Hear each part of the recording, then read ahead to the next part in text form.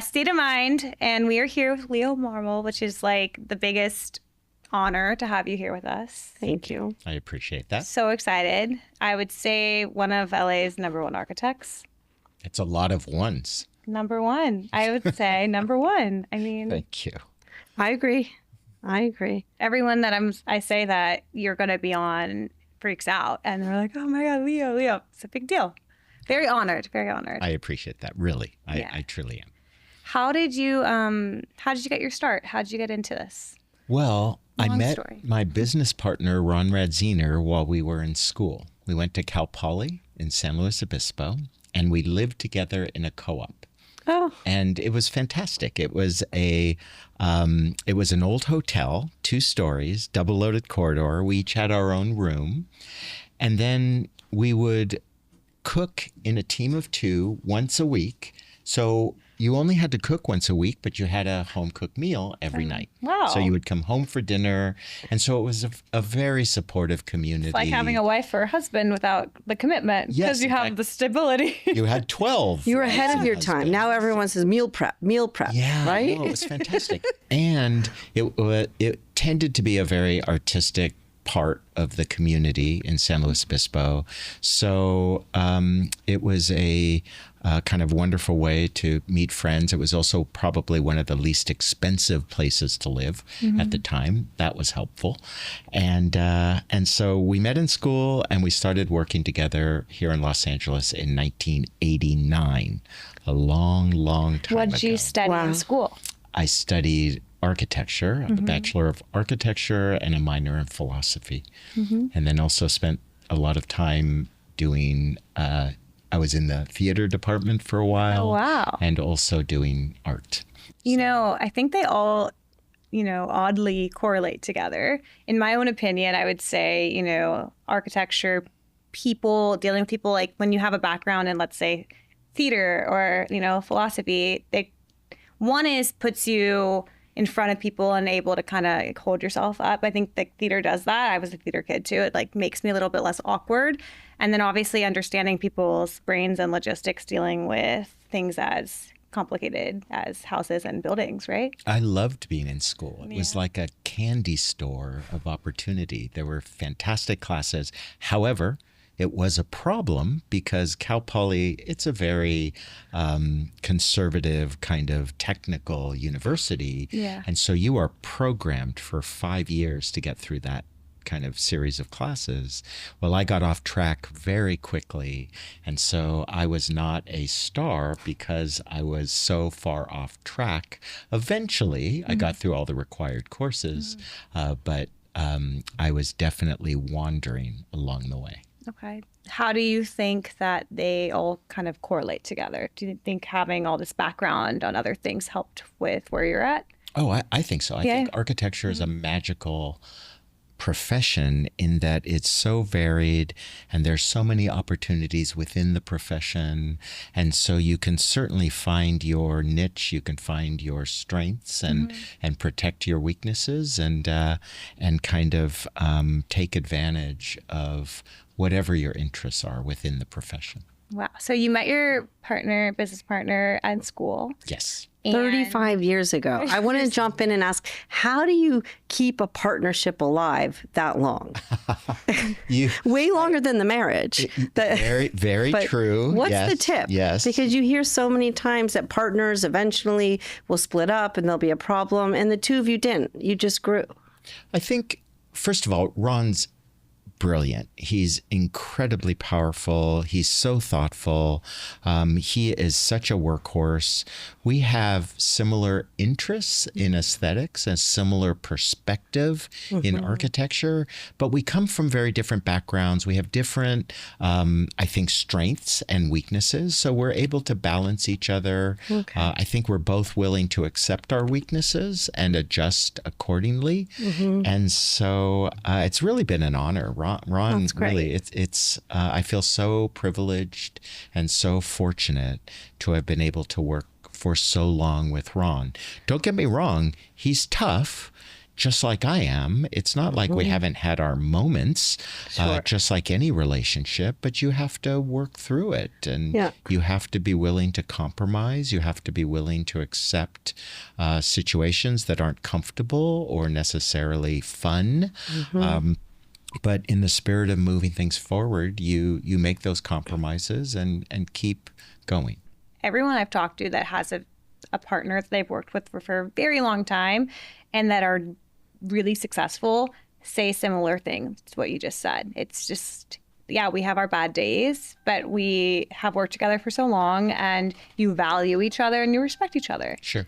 And it stays built on that. And I think, you can totally say I don't agree with you on this, but I think like being married and having a partner, it's like a same kind of like, sometimes you just have to like make a commitment, whether it is like there's good days or there's bad days, and just stick to that and know when to like kind of, if they're having a bad day, you know them. You step aside, you let them have that, you come back. But it's much easier to work alone and to quit on someone than it is to stay in like a, I think that is true. However, architecture is fundamentally a collaborative sport.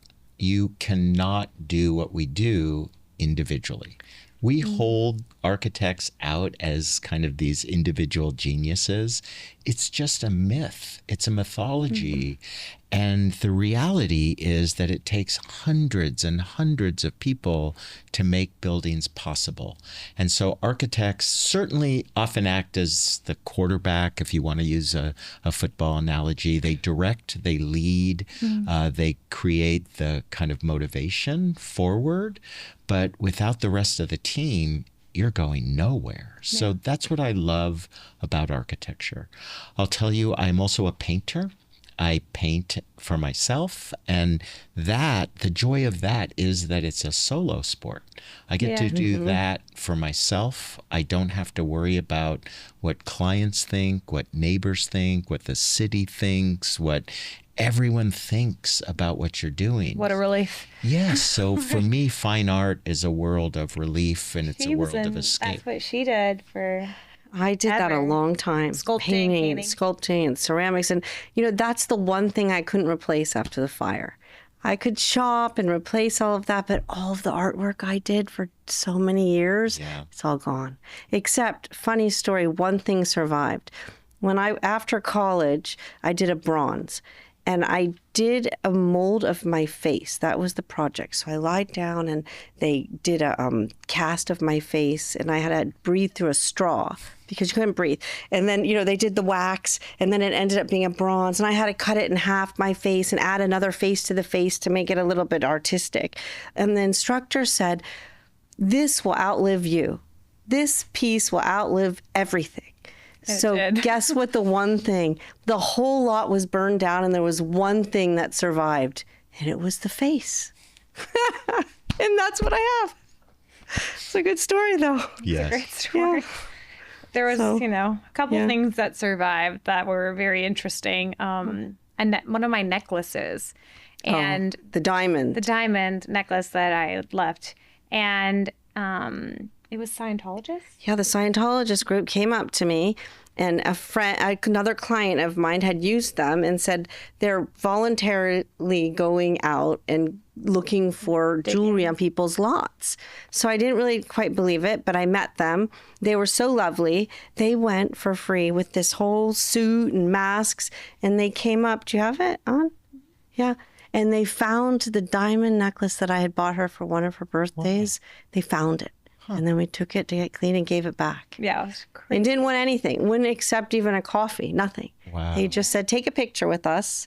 And we did what we wanted to do to help people. We've heard so many stories at this point. I mean, we have met with literally hundreds of people. I've done presentations. I've done, kind of various types of panels and groups to talk about process and just help people as best we can. Well, you've been helping people. Can we jump into what you've come up with, your program that you're launching? Let's go. It's amazing. Tell us about it.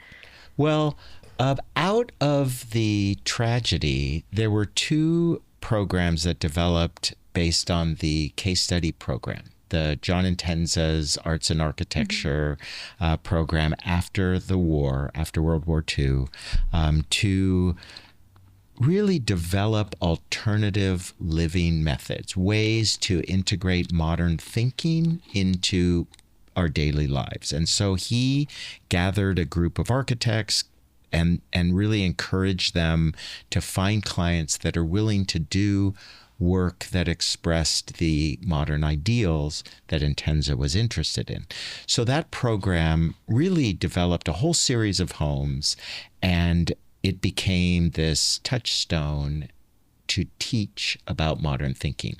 So fast forward to the Palisades and the Eaton fires, and two programs emerge. One is Case Study 2.0, and that's Stephen and Jason Somers. And they went to a whole number of architects and asked them to develop standard plans that could get pre-approved by the city and sold as a package to try and expedite the process.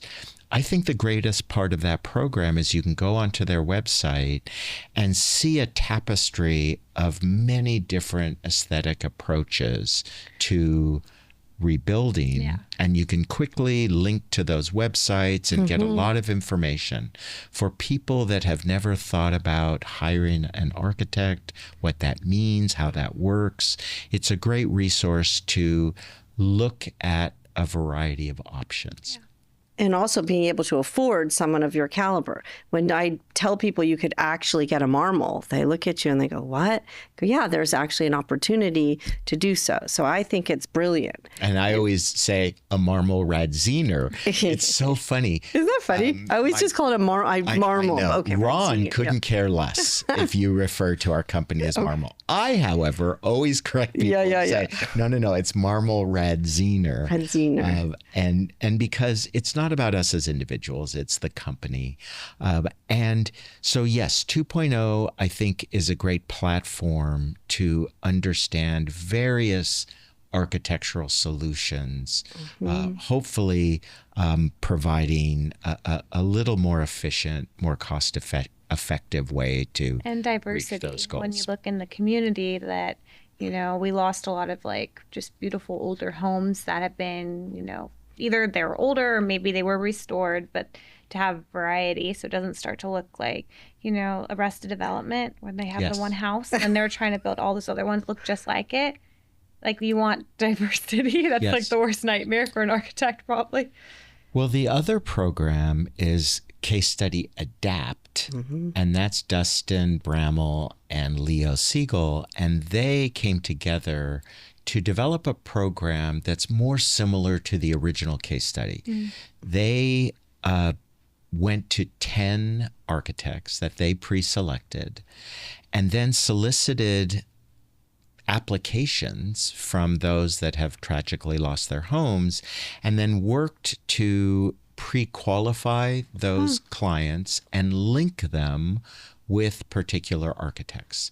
So we are working with a family that lost their home, and we moved forward with that project. And our approach to the Case Study Adapt program, and now also to 2.0, is for us to step back to the prefab world we used to work in. Many years ago, we did about a dozen prefab homes.